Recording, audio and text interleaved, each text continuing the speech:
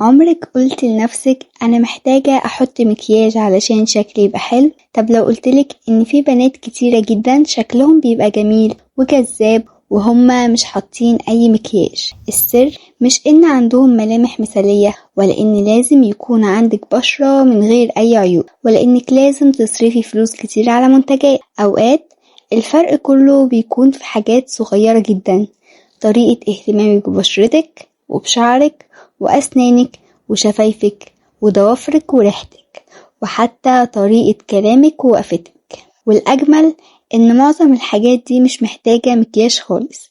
علشان كده في فيديو النهاردة هقولك على حاجات بسيطة جدا تخلي شكلك مترتب وأجمل وانتي من غير أي نقطة ميك اب. أول حاجة هي البشرة. ممكن تكوني لابسة أحسن هدوم عندك وحاطة أحسن مكياج، لكن بشرتك مش نظيفة، فالشكل العام مش هيكون بنفس جماله. وفي نفس الوقت مش معنى إن عندك حبوب أو آثار حبوب أو مسام إن بشرتك وحشة. البشرة الطبيعية فيها حاجات كتيرة جدا، مش لازم تبقى شبه صور الفلاتر. المهم إنك تهتمي بنظافتها وترتيبها. حاولي يكون عندك روتين بسيط زي غسول مناسب لبشرتك وبعده مرطب مناسب، والصبح حطي واقي شمس لو هتتعرضي للشمس. ومش لازم تستخدمي 20 منتج. أحيانا المنتجات الكتيرة من غير ما تكون مناسبة لبشرتك ممكن تعمل مشاكل كتيرة جدا. وكمان بلاش كل يوم تجربي وصفة جديدة من النت لمجرد إن بنت قالت إنها غيرت بشرتها في يومين.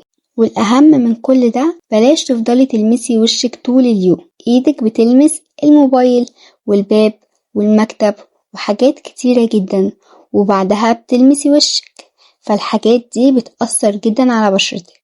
تاني حاجة هي الحواجب. من أكتر الحاجات اللي بتأثر جدا على شكل الوش من غير أي مكياج هي الحواجب. مش معنى كده إنك لازم تعملي حواجبك رفيعة جدا أو تغيري في شكلها، بالعكس الحواجب الطبيعية المترتبة غالبا بتكون أجمل. ولو عندك شعر زيادة حوالين الحاجب ممكن ترتبيه بطريقة تناسب شكلك، لكن أهم حاجة ما تشيليش كمية كبيرة جدا لمجرد إن الموضة كده، لأن شكل الحاجب المناسب ليكي مش بالضرورة يكون نفس شكل حاجب بنت تانية. ممكن تسرحي حواجبك بفرشة نظيفة علشان الشعر يبقى مترتب، حتى لو مش هتستخدمي أي قلم أو جل حواجب. مجرد ترتيب الحاجب ممكن يخلي الوش شكله أنضف. تالت حاجة هي الرموش والعيون. الرموش المترتبة بتخلي العين شكلها أجمل حتى من غير أي مسكرة. ممكن تستخدمي فرشة رموش نظيفة تسرحي بيها بلطف وبالراحة. ولو بتستخدمي منتجات للرموش اتأكدي إنها آمنة ومناسبة، وما تستخدميش خلطات مجهولة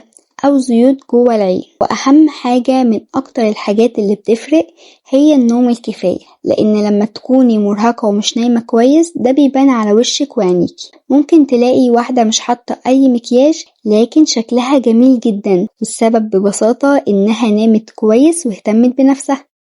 رابع حاجة هي الشفايف.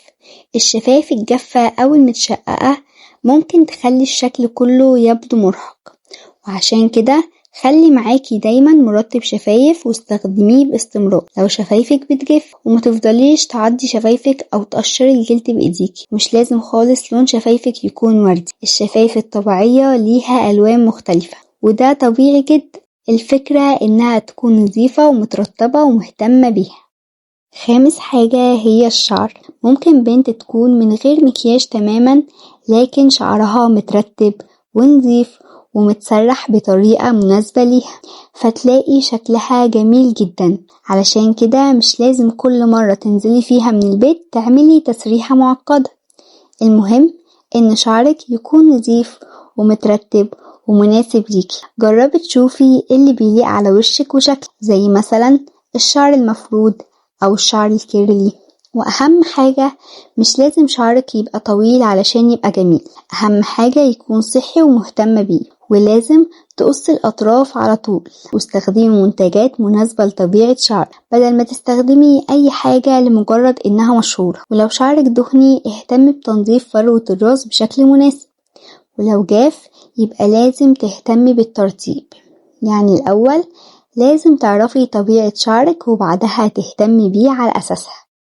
سادس حاجة هي ريحة جسمك. دي من الحاجات اللي بنات كتيرة جدا بتنسى تتكلم عنها. ممكن تكوني من غير مكياج لكن نظافتك الشخصية وريحة جسمك حلوة جدا، ده لوحده بيخلي حضورك أجمل بكتير.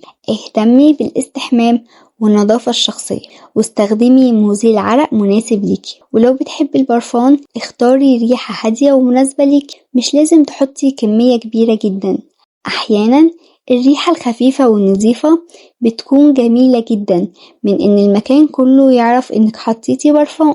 وبرضو لازم تهتمي بالهدوم، حتى لو الهدوم بسيطة جدا المهم تكون نظيفة ومترتبة.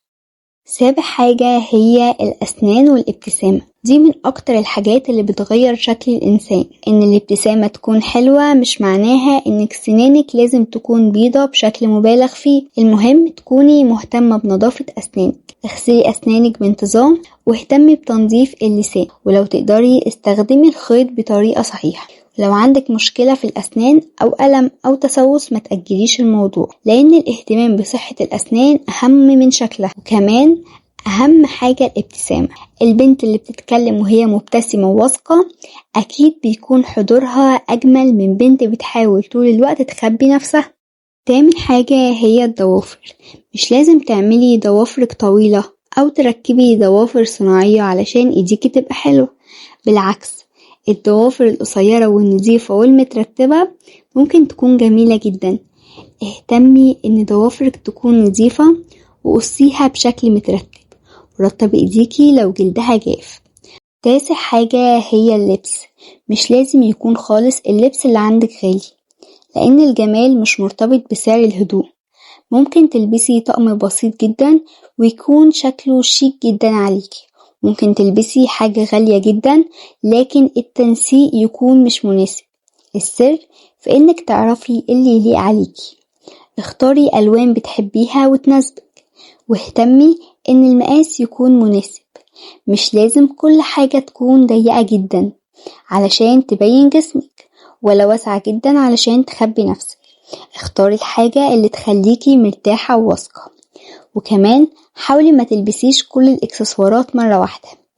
البسي ساعة بسيطة أو حلق صغير أو سلسلة رقيقة أو شنطة مناسبة، ممكن يكون ده كفاية جدا. وأهم حاجة هي طريقة كلامك عن نفسك. دي بقى من أهم من كل اللي فات. ممكن تكوني جميلة جدا لكن طول الوقت بتقللي من نفسك، زي مثلا تفضلي تقولي أنا شكلي وحش، أو أنا مش حلوة، أو أنا تخينة، أو أنا رفيعة. مع الوقت انتي هتبدأي تصدقي الكلام ده. جربي تغيري طريقة كلامك عن نفسك، بدل ما تقولي أنا وحشة قولي أنا عندي حاجات جميلة جدا وفي حاجات عايزة أهتم بيها. الفرق كبير جدا، لأن الاهتمام بالنفس مش معناه إنك كارهة شكلك. انت ممكن تحبي نفسك وفي نفس الوقت تطوري من نفسك. ولازم تهتمي بنومك وأكلك وشرب المية. الحاجات دي ليها علاقة كبيرة جدا بشكلنا. لما جسمك يكون مرهق ده ممكن يبان على بشرتك وعيونك وطاقة جسمك. حاولي تنامي عدد ساعات مناسب وتشربي مية كفاية وتاكلي أكل متنوع متوازن. مش معنى الجلو أب إنك لازم تمنعي الأكل أو تعملي دايت قاسي. الجمال مش إنك تجوعي نفسك، الجمال إنك تهتمي بجسمك وصحتك. فلو عايزة تبقي أجمل من غير مكياج ما تبدأيش تشتري 20 منتج. ابدأي بالحاجات البسيطة، زي مثلا بشرة نظيفة وشعر مترتب وشفايف مترطبة وأسنان نظيفة. وبعد كل ده اهتمي بشخصيتك وثقتك بنفسك، لأن في الآخر المكياج ممكن يغير تفاصيل في وشك، لكن الحضور والثقة والنظافة والاهتمام بالنفس هما اللي بيخلوا الناس تفتكرك.